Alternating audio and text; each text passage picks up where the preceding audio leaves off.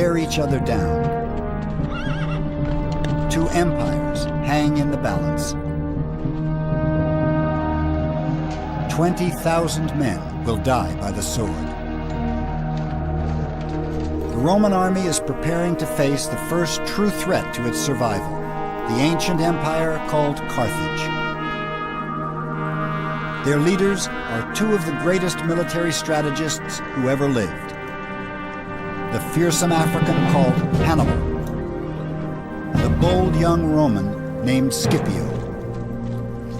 Whatever its outcome, their contest will change the face of the world for all time.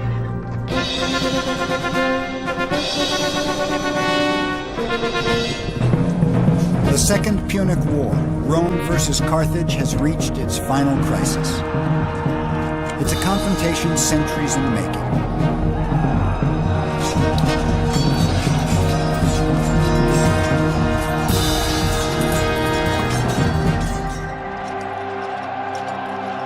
The Roman legions have been a formidable fighting machine since their earliest days.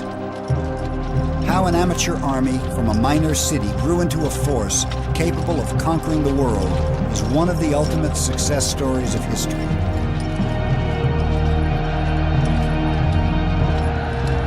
In the early years, Rome was a democratic republic, its military an army of citizens. For centuries, it was the proud duty of every landowning Roman to serve in the name of the eternal city. The citizen militia was a true state army. It was an army that was rationalized along lines of wealth and age. And as best we can tell from our study of ancient history, this was the first army that was literally built into the state as part of the fabric of the state. Even though these citizen soldiers were not professional fighting men, they were the best trained forces the world had ever seen. They seem to have been born with weapons in their hands. Never did they take a break from their training. Their maneuvers are like bloodless battles, and their battles blood-stained maneuvers.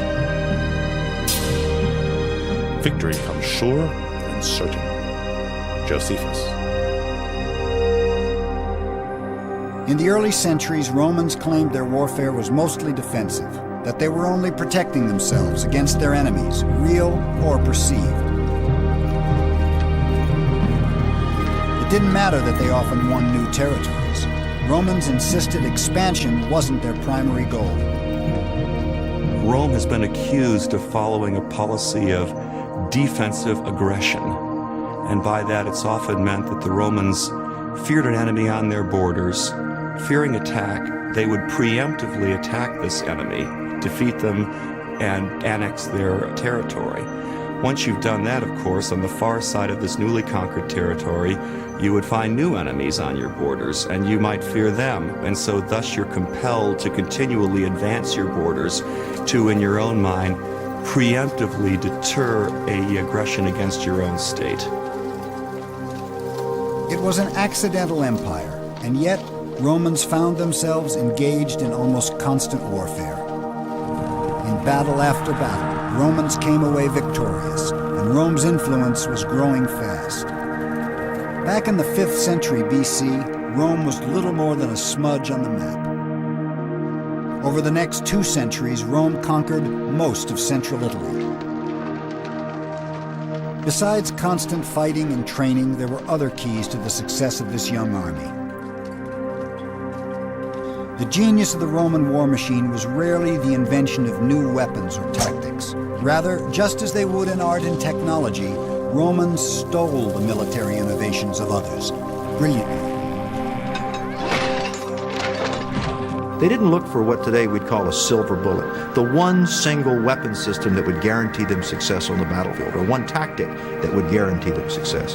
What they looked for was to treat battle holistically, not just as a clash of technologies, but a clash of leadership, of will, of training, discipline, technology, politics. What they were a body of soldiers who always picked the best, and they weren't ashamed to pick the best from their enemies. From the Greeks, Romans took most of their early weapons and armor, like traditional round shields and hoplite thrusting spears. From the Gauls, a long javelin called a pilum, which they could throw 100 feet, along with larger oblong shields and chainmail armor. And from the nearby Etruscans, Rome copied the basic organization of her military, the legions of roughly 5,000 men each.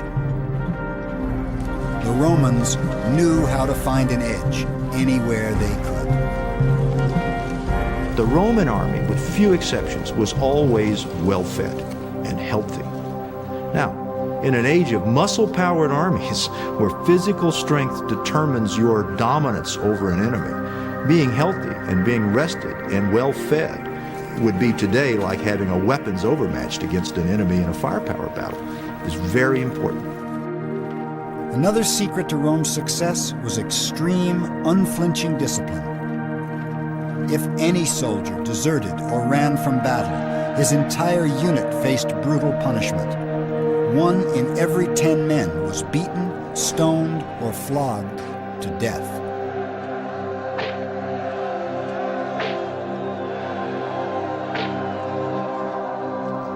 Every Roman soldier knew retreat was never an option. It was a policy that often made the difference between victory and defeat.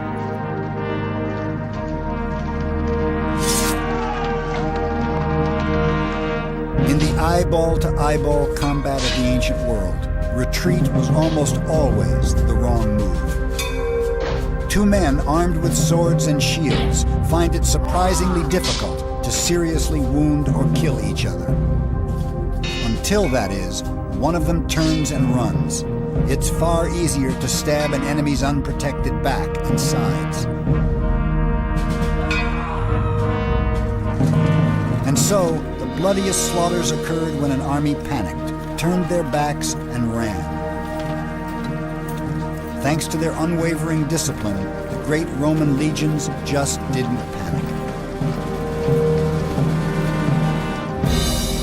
By 260 BC, Rome controlled more than 52,000 square miles, the entire Italian peninsula south of the Po River, and she would not stop here.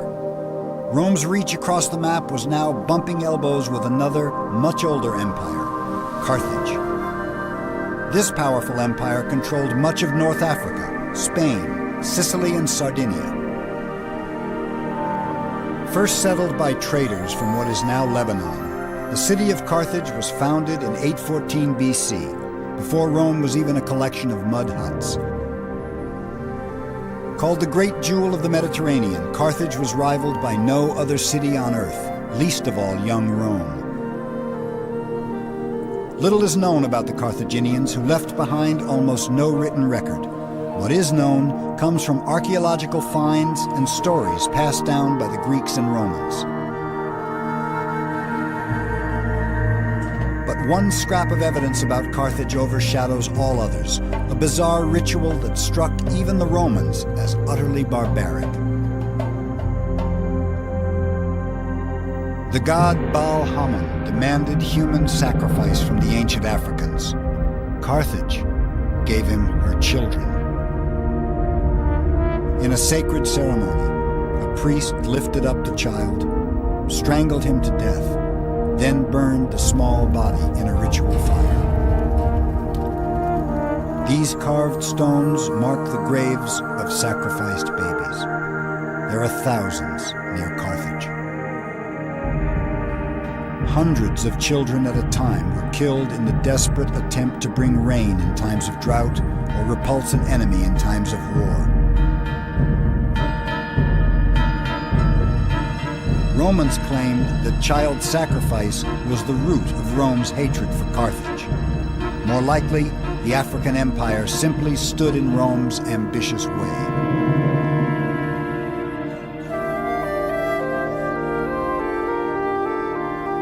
Rome continued to claim her wars were defensive, but it's doubtful even Romans believed this once she turned a hungry eye toward Africa. 265 BC. The First Punic War with Carthage seemed horribly one-sided. Carthage was a great sea power, and Romans had never fought a single battle at sea.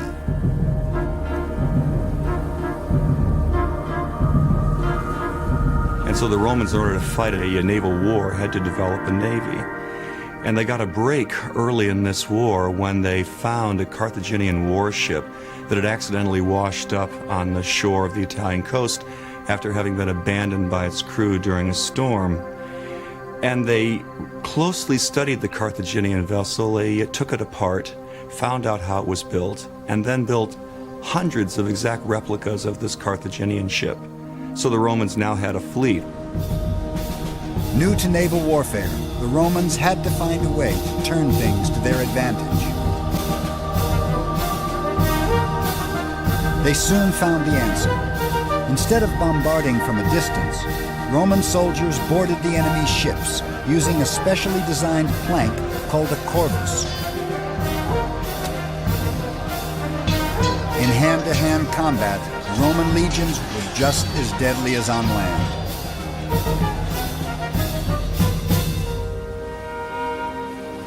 It took 23 years of fighting, but the Romans won the First Punic War in 241 BC.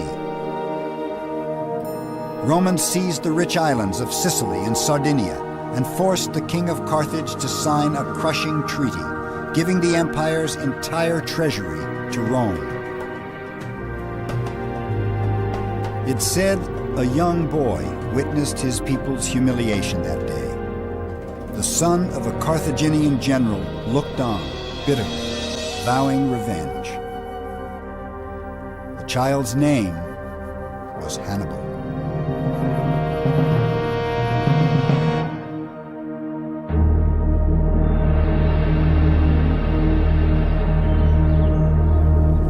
Two decades after Carthage lost the First Punic War, Hannibal was now a soldier, the leader of his nation's military. He was 25 years old and already a great warrior. Fresh from the conquest of Spain, he reminded his troops of his promise to punish Rome. Year after year you have fought with me and won. Steel your hearts to march forward, to halt only at the walls of Rome. But attacking Rome wouldn't be easy. No longer in control of the Mediterranean, Hannibal would have to make the journey by land, crossing the Alps with 40,000 men and 37 elephants. Autumn, 218 BC. Man and beast trudge for months over cruel terrain. Their serpentine parade stretches more than 15 miles. Hannibal's troops are professional soldiers, well-equipped and well-trained, and yet the long journey takes a grim toll. When they finally make it through the mountains, 1/3 of Hannibal's men are dead. Most of the horses and all but one of the elephants have perished, and yet the survivors march on. Even before the first battle, Romans see Hannibal as a potent threat. They never had to face a fiercer or more warlike foe. Carthage had long been an enemy of Rome, and they were bringing with them countless Spaniards, already battle-hungry, and would soon be raising Gauls with their insatiable appetite for blood. War was coming, and it would be fought in Italy in defense of the walls of Rome. Living. The Roman Senate raised 6 new legions, more than 30,000 men. The Second Punic War was begun. This time the deciding factor wouldn't be manpower, but strategy. Most Roman commanders were political appointees with little battlefield experience, no match for a military genius like Hannibal. Hannibal had a spark. I mean, he had many things that made him a great leader. I mean, he knew how to motivate troops. He knew how to innovate on the battlefield. He knew how to make the optimum use of the tools at his command. But In addition to that, he had that spark. He had the ability to read an enemy and find that one maneuver that would cause the enemy to collapse. In battle after battle, Hannibal humiliated the Roman legions. The most devastating defeat was the Battle of Cannae. Here, Hannibal, though badly outnumbered, managed to surround the Romans and slaughtered them. 50,000 Romans, more than half the entire Roman military, killed in the worst defeat Rome ever suffered. At last, Rome saw Hannibal for what he was, the first true threat to her survival. For 15 long years, the war against Hannibal dragged on, and large areas of southern Italy defected to him. Hannibal never lost a single battle, and many wondered how long it would be before he attacked the city of Rome. It was widely expected, of course, that he would take the city, but Rome was heavily fortified. Hannibal seems to have not had proper siege equipment.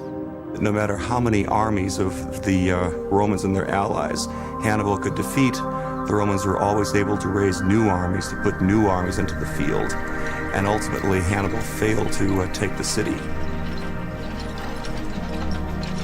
And yet the tide didn't turn against Hannibal until the Senate called up a military leader in the same league with the legendary Carthaginian. Publius Cornelius Scipio had the cunning and the charisma to match the so-called Scourge of Rome. The son of a general and a survivor of the Battle of Cannae, the young Scipio studied Hannibal's tactics closely. Then in 204 BC, rather than confront Hannibal in Italy, Scipio had a brilliant but risky plan, an end run. He sailed to Africa and invaded the empire of Carthage. Carthage was forced to respond, recalling Hannibal from his 17-year torment of Italy. It was the moment of truth. Scipio and Hannibal would fight a single battle to decide the Second Punic War, the Battle of Zama. The two armies gathered forces in the countryside of what is now central Tunisia. Outside the ancient city of Zama, Scipio confronted his arch-rival, Hannibal. It's believed the two men met face to face just before the ultimate battle in an attempt to make peace. Scipio refused Hannibal's terms, saying to his rival, "Prepare for war, since evidently you have found peace intolerable."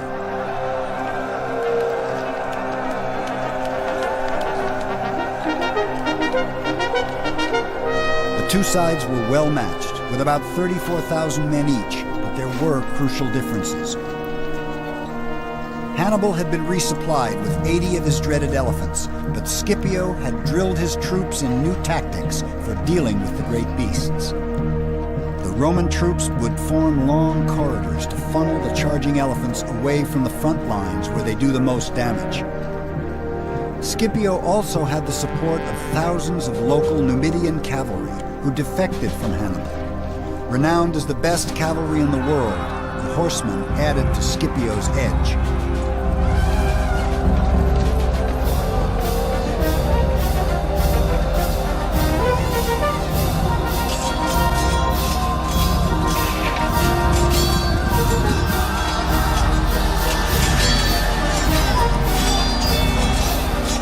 Scipio finally and soundly defeated Hannibal at Zama.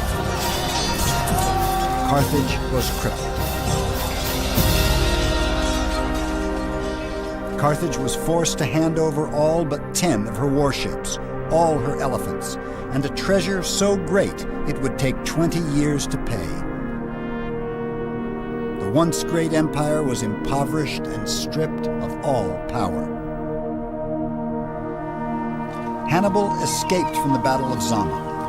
For a time, he tried to revive his waning Carthage, but eventually fled into exile in Greece.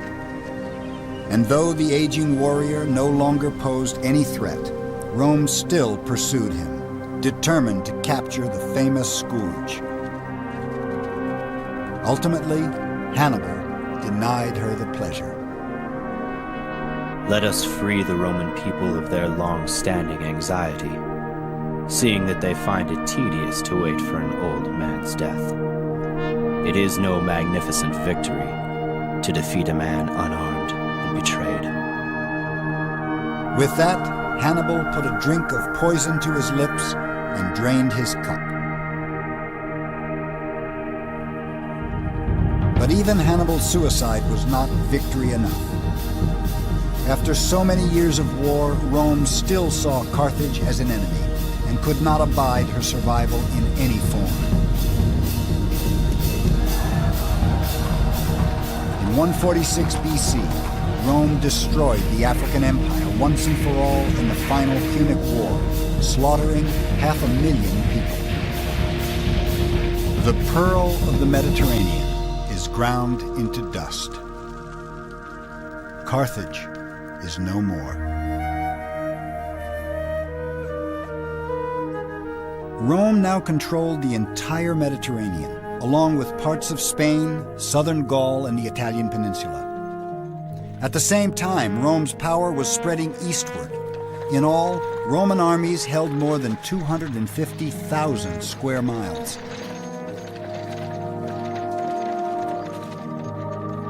In 3 centuries, a small backwater city had become a dominant world power.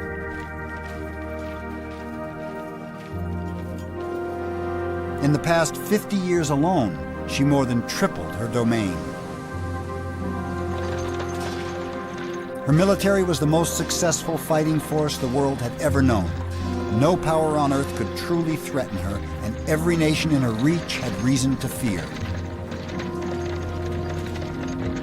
But success wasn't all it's cracked up to be. More than a century after the wars against Carthage began, Rome was left drained, both financially and emotionally. War-weary Romans had lost hundreds of thousands of sons to bloody battles in faraway lands. Surviving soldiers had been fighting so long, they barely remembered their homes. One thing became clear. A non-professional citizen army was no longer adequate for an empire the size of Rome's. It would fall largely to one man to professionalize the Roman military, a general and politician named Gaius Marius.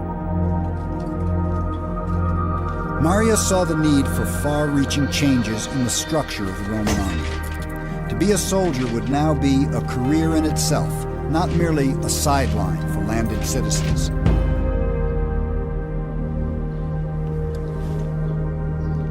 Marius recruited even the poorest Romans into the legions and issued them standardized equipment, making them the best outfitted soldiers in the ancient world.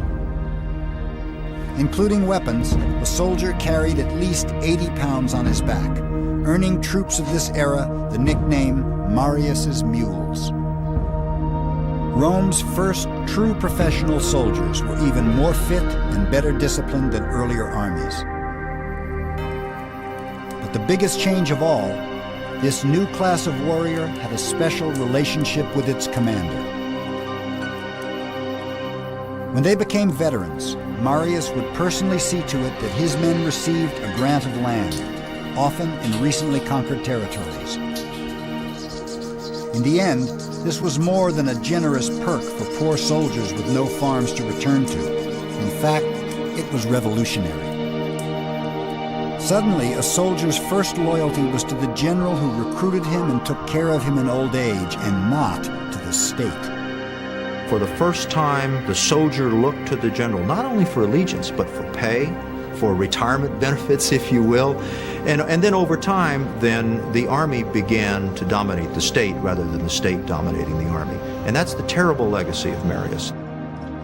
Powerful generals now controlled their own private armies. Soon, they would use them however they saw fit, even against Rome herself.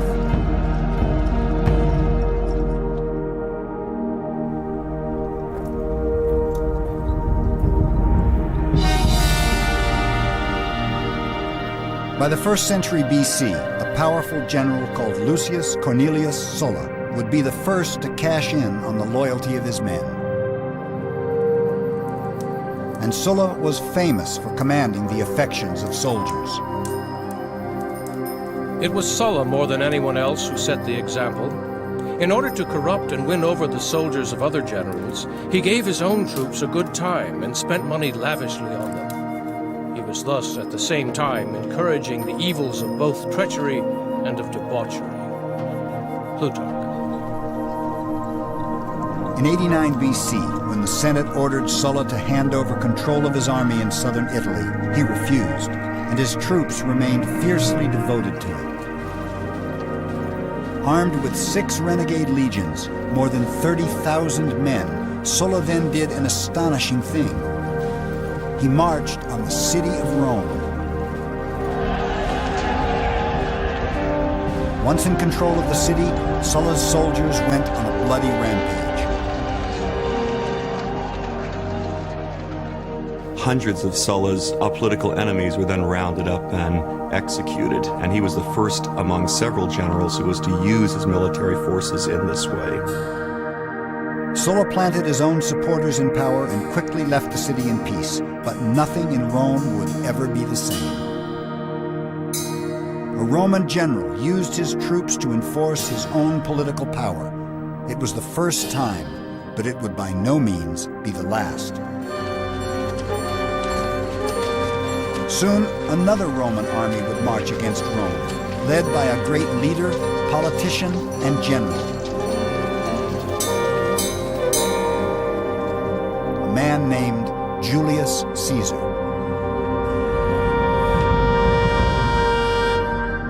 He was a slightly built man with soft and white skin who suffered from headaches and was subject to epileptic fits.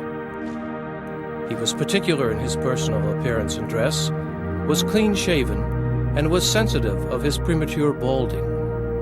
Plutarch. Shrewd and intense, the future dictator clearly saw his path to power. Only by victory on the battlefield could a politician hope to be taken seriously as a leader in Rome. Now 40 years old, Caesar needed a war to win, and the obvious choice was to make one of his very own, in a place called Gaul. The Senate named Caesar governor of 3 provinces, Illyricum, Cisalpine, and Transalpine Gaul, the only parts of Gaul Rome controlled. Caesar hungered for the rest. The Gauls had long been the most powerful and successful people of northern and central Europe. By Caesar's time, they dominated the lands of modern France, England, and Ireland. The Romans considered them barbarians, but Gallic culture was actually quite advanced. And yet, what the Gauls were most famous for was their bloodlust in battle. They excelled in psychological warfare. They wore body paint and caked their hair with lime and mud, terrifying the methodical Romans. 5 million Gauls stood between Caesar and the glory he craved. If he could add the lands of modern France to Roman territory, he would hugely increase his reputation and his power. In 58 BC, on the excuse of stopping a Gallic tribe from entering Roman territory, Caesar moved his legions into Gaul.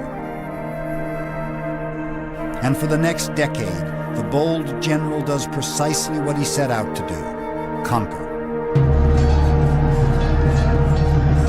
Tribe after tribe, battle after battle, Caesar prevailed against the Gauls again and again. By Caesar's own accounts, it was a slaughter. The campaign in Gaul of Julius Caesar is very well known, and very often people see it as somehow epitomizing Roman imperialism. What people forget is that Julius Caesar was proud of the fact that in Gaul he killed 1 million Gauls. That's genocide. Though he's considered one of history's great generals, Caesar was not a tactical genius. Instead, he had incredible fortitude and a genius for inspiring others. Caesar won the devotion of his soldiers by marching alongside them, eating the same food and sleeping on the ground as they did. He forged a military machine during these campaigns, the likes of which had not really been seen prior to this in Roman history. He built an army composed of troops that were fanatically loyal to him, particularly the legionary infantry who fought along with him.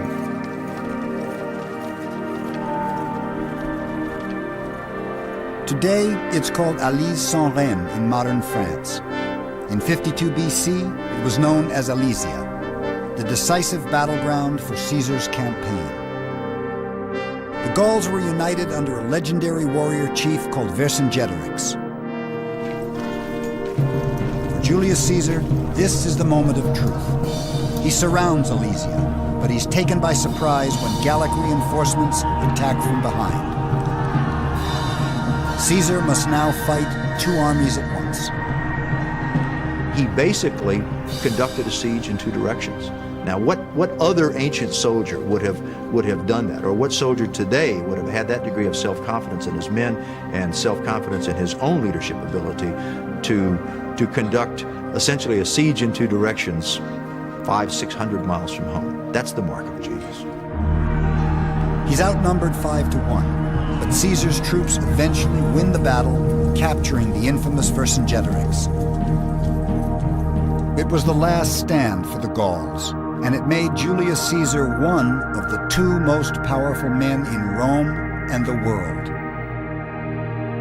The other was a general and politician named Gnaeus Pompey, long a rival of Caesar's.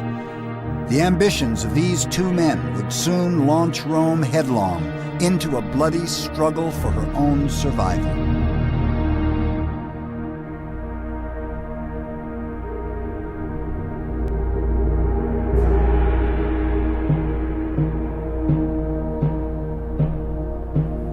It was never a raging torrent or a great river, but it was destined for a place in history. Its very name has come to mean a boundary and an irrevocable decision. The Rubicon. For Caesar, at first it was simply the southern boundary of his province in Gaul. It would soon become a great deal more. The Senate recalled Caesar to Rome, but ordered him to leave his legions behind. He was between a rock and a hard place. He had to go to Rome, but if he went unprotected, he'd almost certainly be murdered by Pompey's supporters. He believed he had no other choice but to call on the loyalty of his men. He turns to his troops and says, "I'm being insulted by the state. Do you think this is a good thing? Protect me, defend my position in society." That's what the troops were marching for. At least that's how Julius Caesar put it. It was a high-stakes game of chess using real armies. In 49 BC, in bold defiance of the Senate, Caesar took his army out of Gaul across an unassuming little stream.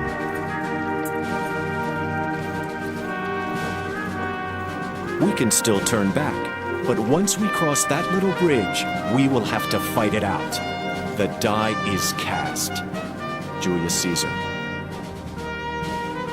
The moment his army crossed the Rubicon, his intent became obvious to all. Caesar was marching on Rome into civil war. The army of one Roman general against another, legion against legion. Caesar defeated Pompey, but the bloody struggle for power raged on. Even after Caesar was stabbed to death by the Senate in 44 BC, civil war and anarchy tore Rome apart. For 2 decades, Romans by the thousands died by Roman swords as one general after another entered the fray. Agrippa, Lepidus, Dolabella, Brutus, Cassius, Mark Antony, and Cleopatra against Octavian. Until one man emerged triumphant. He called himself Augustus, Rome's first emperor. The Republic was dead. Rome was now officially an empire, ruled by a sole dictator. The army at last had a single commander, and Rome at last had peace. The imperial army under Augustus, the first emperor, took an oath of allegiance, not to the Senate, not to the people of Rome, but to the emperor personally, a personal oath of allegiance. The emperor provided the pay, the emperor provided the land that veterans could expect to get after service. So the army was tightly bound to the person of the emperor himself. For a time, Augustus solved the crisis of the army's loyalty by making himself the sole commander. Rome's first emperor understood that you had to control the military to control Rome. The growth of the empire had slowed, but defending the vast borders was a gargantuan and expensive task. What Augustus sensed was that simply that the Roman Empire had spread too far, too fast, and that the military was stretched to the limit in trying to defend that huge expanse of territory. So he paused. For perhaps the first time, Rome begins to realize that her expansion is not limitless. In his will, Augustus himself warns future rulers about the dangers of too large an empire. Roman territory continues to increase in the 1st century AD, but at a far slower rate. Augustus added Egypt and extended the northern border to the Danube. The Emperor Claudius finally added Britain in 43 AD, but lost some ground to later uprisings. Rebellions in the provinces were becoming far more frequent. More and more voices of dissent were rising from cultures who despised Roman tyranny as never before. The Romans are deadly. Pillagers of the world, they've exhausted the earth by their indiscriminate plunder. A rich enemy excites their lust for wealth. A poor one, their craving for power. Robbery, butchery, and rape, they call government. They create a desert and call it peace. Cagacus. In 66 AD, one relatively minor uprising in far-off Judea would come to haunt the great Roman Empire. A minor religious sect called the Jews rose up against Roman tyranny, passionately resisting Rome's pagan religion. Jewish rebels took control of Jerusalem, then Judea and Galilee. It took 2 years for Rome to reclaim all but Jerusalem, and 2 more years before the legions ruthlessly took back that city as well. Roman troops burned the sacred Second Temple of Jerusalem and rampaged through the streets, carrying off holy treasures. They massacred all who fell in their way and burned the houses along with all those who were hiding inside. Soldiers ran swords through so many that they choked the streets with the dead and deluged the whole city with blood. So great was the flow of blood that it often actually quenched the flames. Josephus.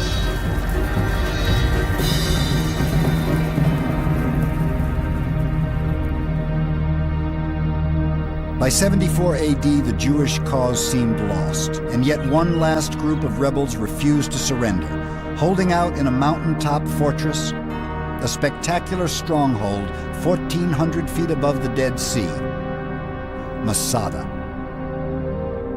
Entrenched atop this mountain, 960 determined rebels looked down on an entire legion of 5,000 Roman soldiers. The haunting outlines of their camps can still be seen today. The Roman forces were experts at siege warfare, relying on catapults, stone throwers, and firebrands. But the natural fortress of Masada proved too steep for siege weaponry to do much damage from the ground. Using thousands of Jewish slaves and their own soldiers, the Romans started building an enormous ramp of stone and dirt to the top of the mountain. Even though construction would take nearly a year, the legions knew that time was on their side.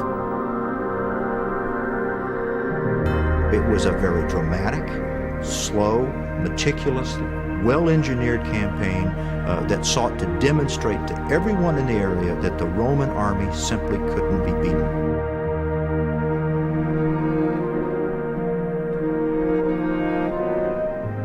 4 years after the fighting began, the ramp was complete. Romans bombarded the fortress and set it ablaze.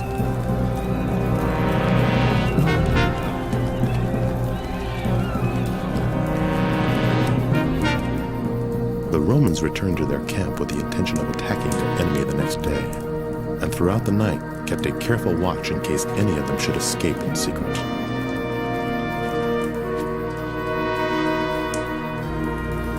But there would be no final battle. In a sense, the Jewish zealots did escape defeat and death by Roman arms. Long ago, we resolved to serve neither the Romans nor anyone other than God himself. We have never submitted to slavery, and we must not now. Let our wives die unabused, our children without any knowledge of slavery. Ben Yair. They drew lots, choosing 10 men from among them who would slay all the rest.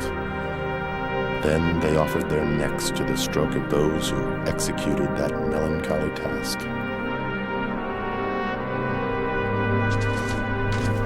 And he who was last of all examined those who lay on the ground, and with a great force of his hand ran the sword into his body, up to the hilt.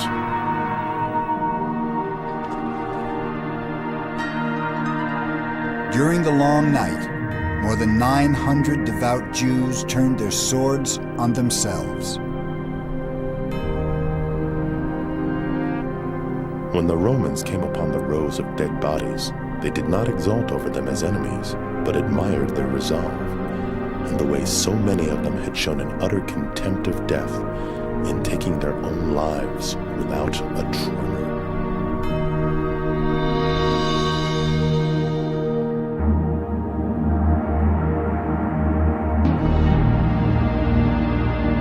Revolts like Masada posed no real threat to Rome's supremacy, but they began to spark a change in the military's role.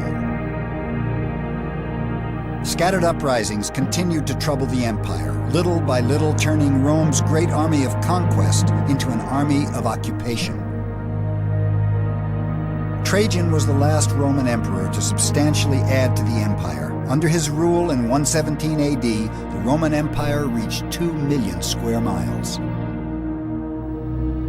Trajan added modern-day Romania, Armenia, and lands to the east, expanding the empire to its greatest size ever. He briefly held territory as far east as the Persian Gulf. The legions now patrolled a vast frontier, from the edge of the Sahara Desert to the frigid Carpathian Mountains.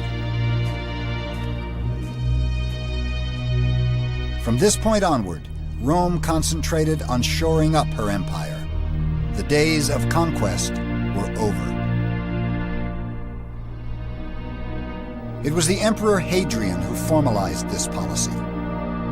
Hadrian gets a sense of unease that he has pushed the empire out to its limits, and he did two things.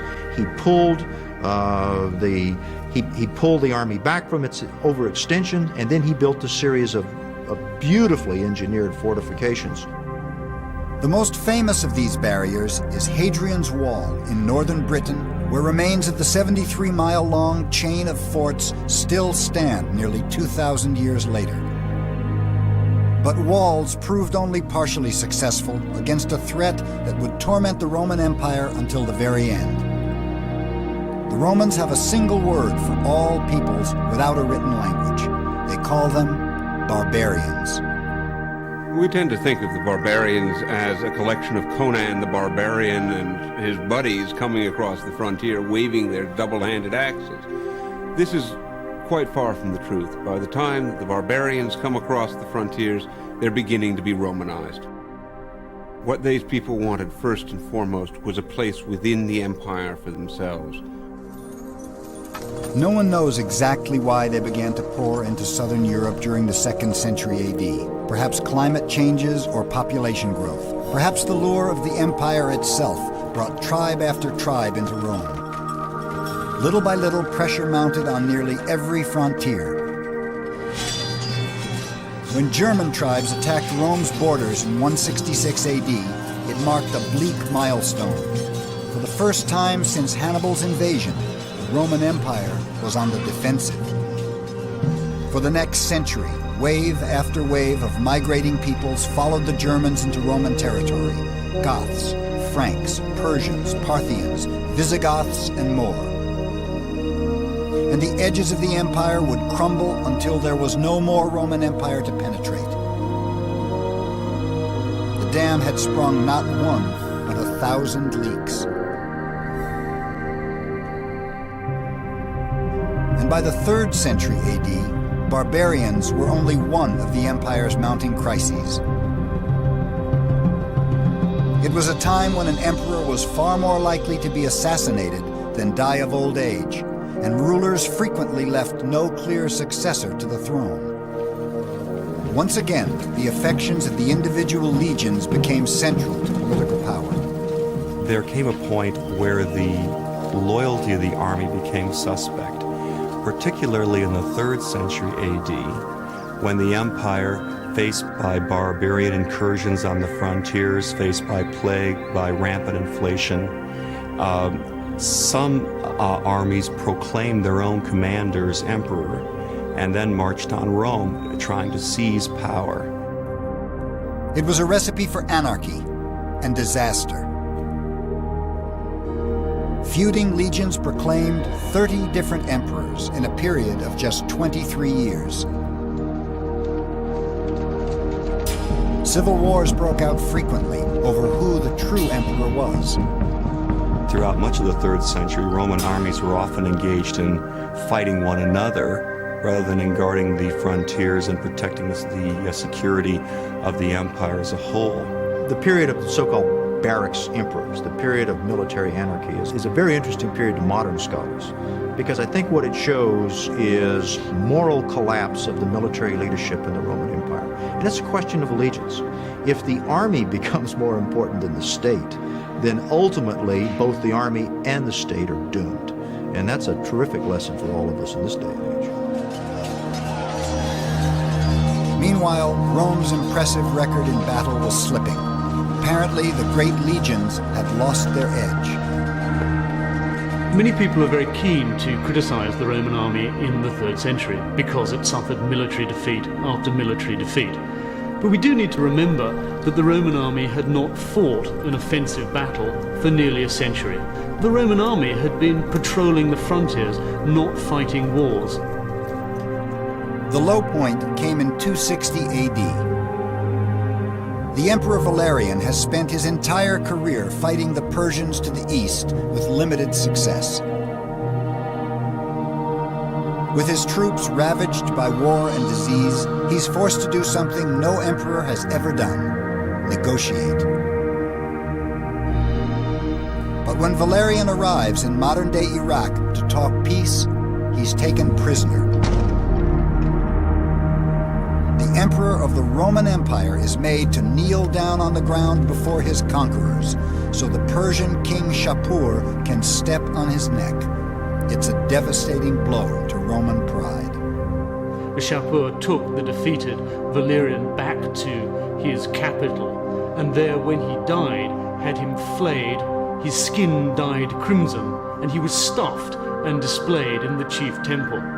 For Romans, it was a symbol of their utter military humiliation at the hands